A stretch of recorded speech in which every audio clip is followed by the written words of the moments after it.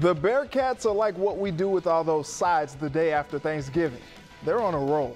But is it enough to get the committee's attention? We talk about it with Mo Egger. Plus, I vote for those that fought for me to have right to vote, those that weren't able to vote.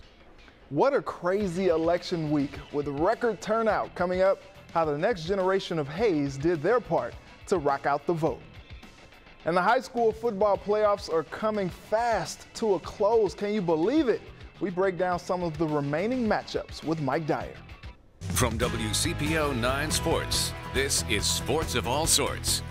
What up? Welcome to Sports of All Sorts. I'm Reggie Wilson. No Bengals today. Joe Burrow said it's a much-needed week off. Turns out he didn't know just how much.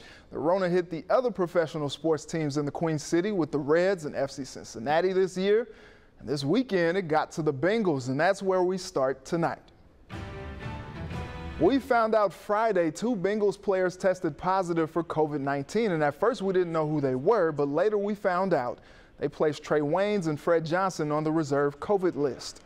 Waynes is currently working his way back from injury, and Johnson just started along the offensive line last Sunday.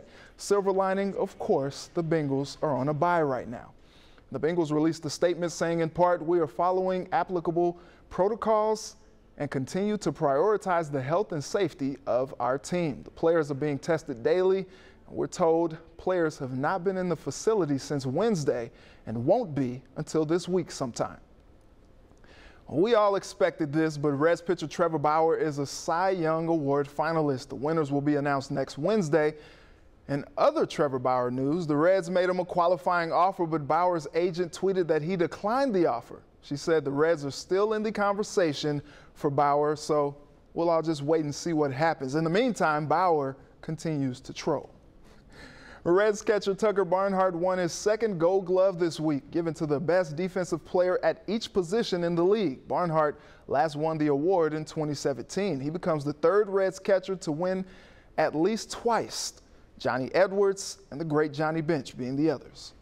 If you were hoping to attend an NKU basketball game this season, you'll have to wait until at least the first of the year. The university announced this week that there will be no fans at games through at least December 31st. The last game of the season for FC Cincinnati taking on Inter Miami, 66th minute. Joe Jow scores his first goal in Major League Soccer, and what a beauty it was, but it's not enough. FCC goes down 2-1 to finish in last place for the second straight year, but Inter Miami clinches a spot in the postseason. Our plans to spoil their playoff run didn't work. Yeah, I'm happy I was finally able to get a goal, but, you know, it's just a sad way to end the season. Maction is officially and finally back. Defending conference champion Miami opened the season with a 38-31 win over Ball State Wednesday. It was the Red Hawks' 300 MAC win. Starting quarterback Brett Gabbert went down with an injury, and Covcath grad A.J. Mayer came in and lit it up, firing 2 touchdown passes to his former Colonel's teammate Jack Coldiron. Miami will play the next 2 games on weeknights starting Tuesday at Buffalo. I feel like I'm saying this every week, but the Bearcats once again came out and dominated a conference opponent with a dominant 38-10 win over Houston at Nippert.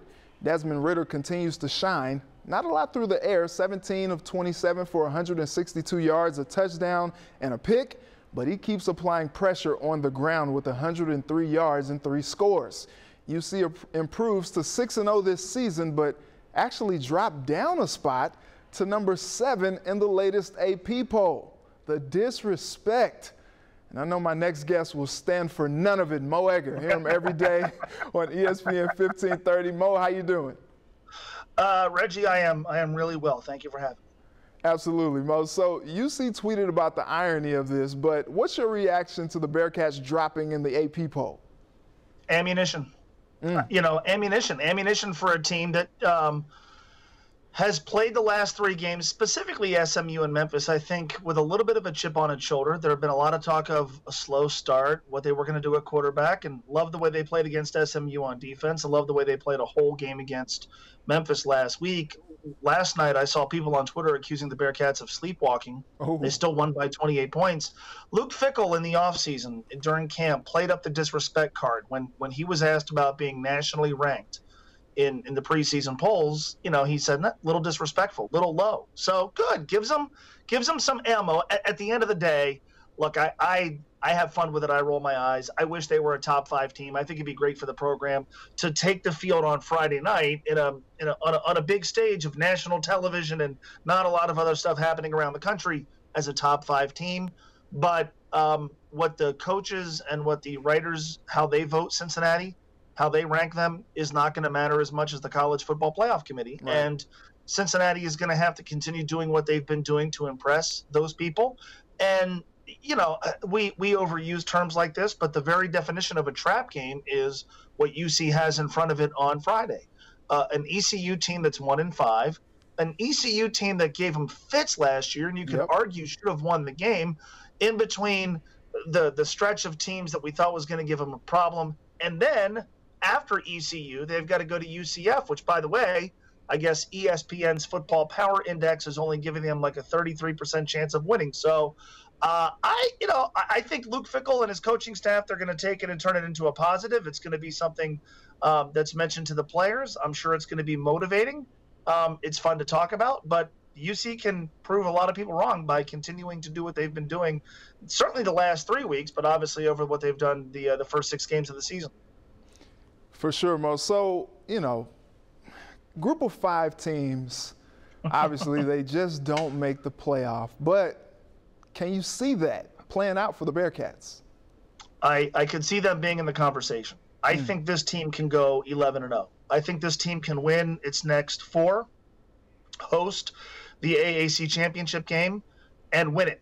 Obviously we don't know who that's going to be against. Could be a back-to-back situation like last year where they played Memphis in consecutive weeks and then have to do the same thing against Tulsa. But I am until I see a group of 5 school get invited to the college football playoff, I'm always going to be skeptical that it's actually going to happen.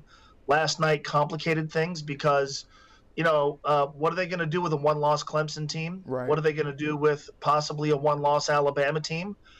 My guess is that Clemson and Florida even would be chosen ahead of Cincinnati because the college football playoff is basically made up of the Power 5 conferences. It's a creation of the Power 5 conferences. And if you're Cincinnati or you're any group of 5 school, you're going to have to win games emphatically. You can't eke out games. Well, 3 straight wins by 28 or more points. So they're doing what they need to do. They're handling the part they need to control. But again, until I see a group of 5 school crack the CFP, I'm always going to be very, very skeptical that a group of 5 school is ever going to crack the college football playoff. All right, Mo, as always, I appreciate the time and the microphone. Tried to go with a pro setup for you. All right, we are just days away from the first high school football state championship in Ohio. How about that? Coming up, we preview the Division I matchup between St. X and Pick Central and also other games to watch in the state semifinals. St. X is officially 1 win away from a state title after another gutty win, this time 12-10 over Springfield up in Piqua. Bomber stellar quarterback Brogan Mackay threw 4 picks. But once again, he made the big play when they needed him the most. And it's to who else? Future Nittany Lion Liam Clifford, 38-yard touchdown. He also caught the game-winning score last week against Lakota West. St. X will now play Pick Central for the Division I crown. It's crazy that the season is coming to a close, but the matchups are more sizzling on the way out. Joining me to talk about it is our high school insider, Mike Dyer. Mike, thanks for taking the time. Reggie, it is always a pleasure. 73 degrees this weekend, and we're talking the final 2 weeks of high school football. Nothing better than that right now.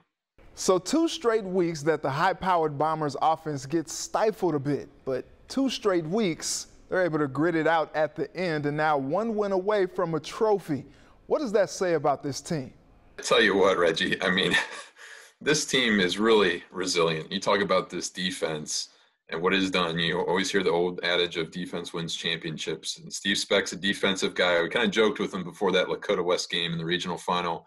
He was joking with Tom Bolton that, Andrew Coverdale, the offensive coordinator over there, has really kind of taken over the spotlight, as it were, because, look at what the Bombers did production-wise, offensively, put up 62 points against Cleveland St. Ignatius, put up again 56 points against Elder in the playoffs. on and on and on. I think it was 5 consecutive weeks of 40 points or more in a game.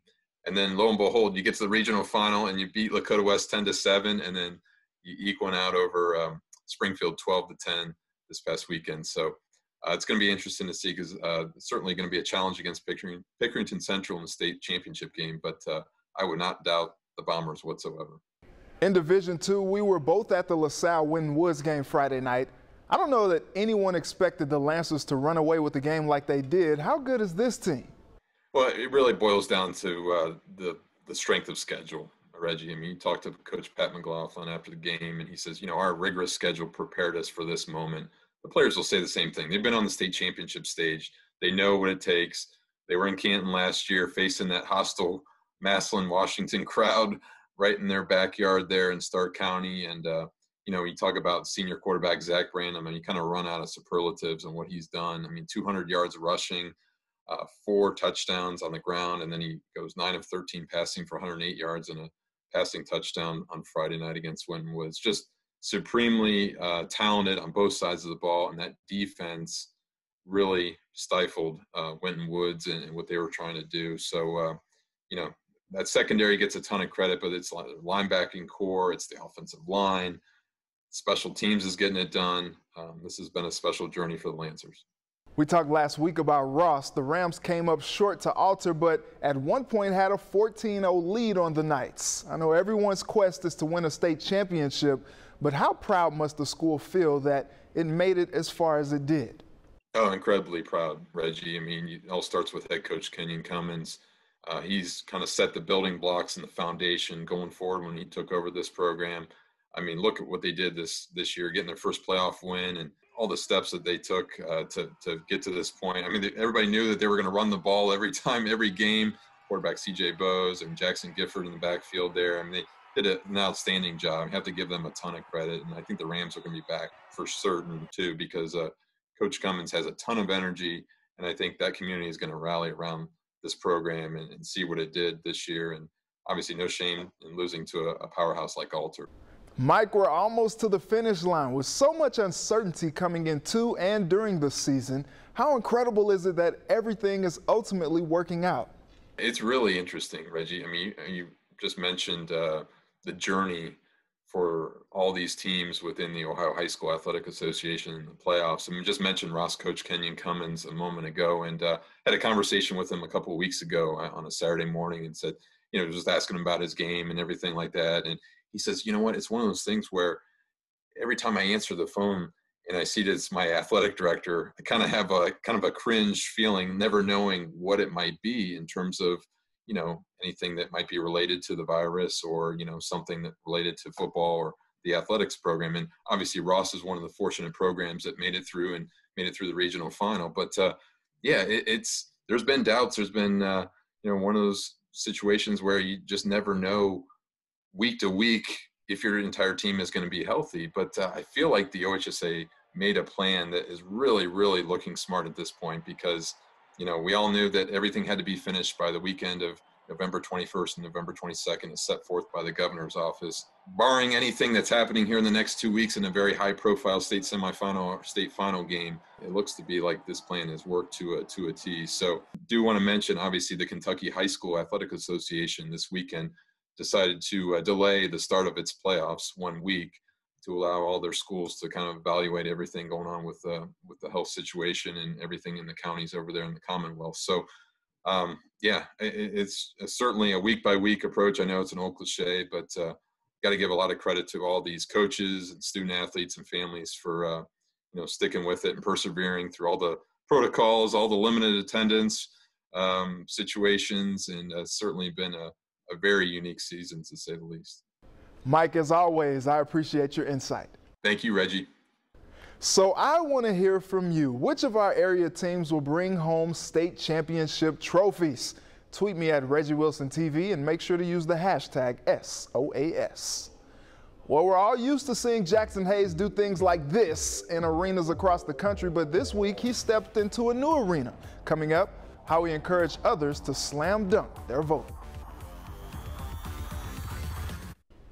Welcome back. As you know, this past week we had the election. And I won't get all political, but the results show just how divided we are as a nation. However, the family that votes together stays together. That carries extra meaning for one family. Kenan Singleton has the story on how the Hayes family has formed its own voting bloc. We have some heated games of horse. DNA isn't the only thing that connects Christy and Jonathan Hayes to their children. Competition is in all their blood.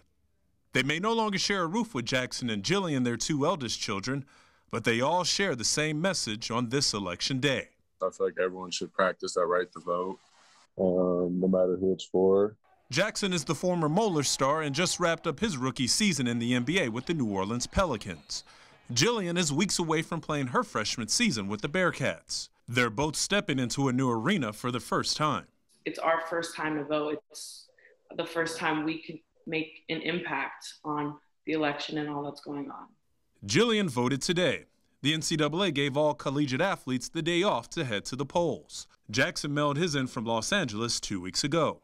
Speaking up and speaking out, something their parents taught them long before, how to dribble a basketball. So it's very important. A lot of people have fought very hard for us to have the right to vote. And I think it's important for the next generation and the next generation to continue understanding the importance of their voice. This year and this election is doubly important to the biracial family. Women achieved suffrage 100 years ago. Black men 50 years before that. I vote for those that fought for me to have the right to vote, those that weren't able to vote. Jackson did his part to slam home the importance of voting. He called into a class at Grambling University to encourage his peers to vote. We can get enough people to vote that we can actually make a change. The change begins at home. Kenan Singleton, WCPO 9 Sports. We love to see it. Joining me to talk about the voting Hayes family is the voice you just heard, our guy Kenan Singleton. Kenan, thanks for hanging out. Hey, Reggie, thank you very much for having me, man. I'm glad to be back on the show.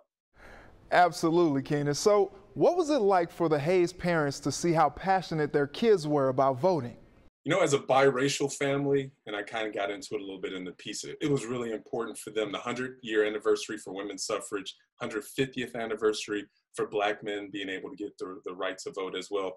For John, who's the former Bengals tight ends coach and the former head coach at XFL St. Louis Battlehawks, he really got personal with it. And unfortunately, I just didn't have time to get it in the story, but it was a really personal moment for him to be able to see his young Black son and his young, have biracial daughter to be able to vote as well. He talked about how his grandparents, how they struggled to vote back in the day and how it was a really important moment for his family, for him growing up to be able to vote and to be able to exercise that right. So for him and for Christy as well, who is an advocate for not only, social injustice, but against systemic racism, for her to be able to kind of see her children do it as well, with it being the 100th anniversary for women gaining suffrage, is important for her too.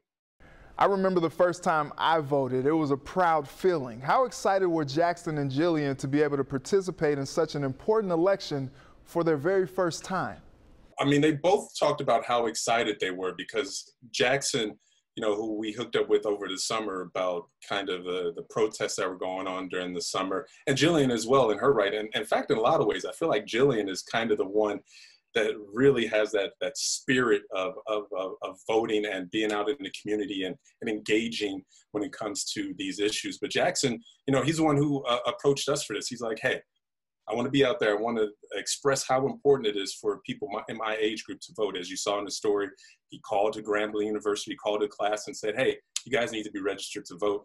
He's out there with the New Orleans Pelicans. As an organization, they set up their arena, the Smoothie King Center down in New Orleans, to be able to allow people to vote.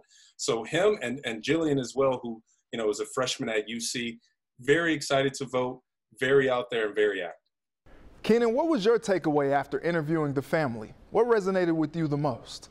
I love that family, man. I really do. I mean, from all of the characters, and I hope to see, the two youngest sons kind of come up as well and see how they kind of go through life, be in athletics or not in athletics. But my main takeaway was just, even though in the family setting, no one's going to agree on everything, just because we all have different experiences, we're different generations.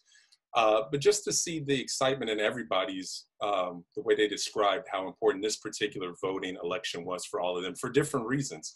So to see them kind of come together and kind of just almost like being invited to dinner at the home to hear them kind of talk about not only voting, but, you know, basketball and just kind of everything that was going on in their respective lives, because they're all in different places right now. You know, Jackson is out in LA, you know, getting ready for the next NBA season. Jillian is at UC getting ready for her freshman year.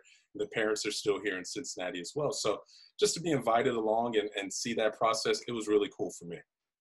Kenan, great story. Thanks for the conversation. Too kind, Reggie. Good to see you, man. I'll see you soon. We'll be right back to wrap up the show. Welcome back. A lot of fun conversations tonight, and of course no Bengals, but we'll be talking about them next week. But it's been real, it's been fun, it's been real fun, but we gotta go. I'd like to thank my guests Mo Egger, Mike Dyer, and Kenan Singleton for joining me tonight. And thank you to my village who helped me put this all together. Thank you for watching. Let's do it again next Sunday. Until then, have a good night and a very blessed week.